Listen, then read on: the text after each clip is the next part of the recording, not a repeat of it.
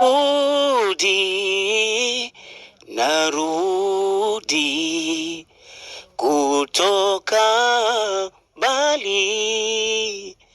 Bwana, Bwana unikaribishe. Sasa narudi,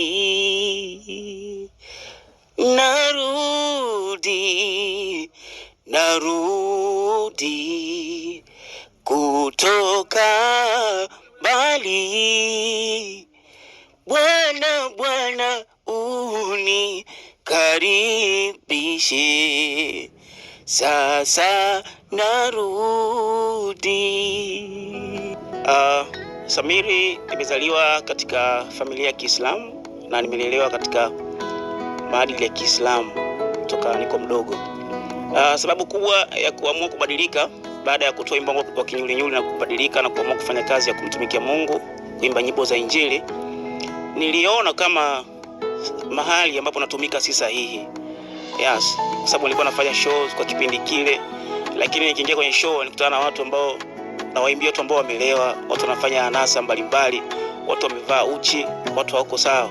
Kwa hiyo nikajikuta na mimi ni miongoni mwa watu ambao na support upande wa shetani kwa ile kazi ambayo naifanya. Kwa hiyo nikasema hapana, kwa sababu nafsi yangu na katika kipindi chote cha maisha yangu ni mtu ambaye nilikuwa nikiwaza sana siku gani ifike atakavyo Mungu niachane na hii kazi nifanye kazi ya kumtumikia Mungu. Kwa hiyo kuanzia pale yakawa mabadiliko kwangu, nikasema nibadilike kuanzia hapa, ni stop, nianze kufikiria kuhusu namna gani kufanya kazi ya Mungu, na namshukuru Mungu aliniongoza atakavyo mpaka hapa nilipo.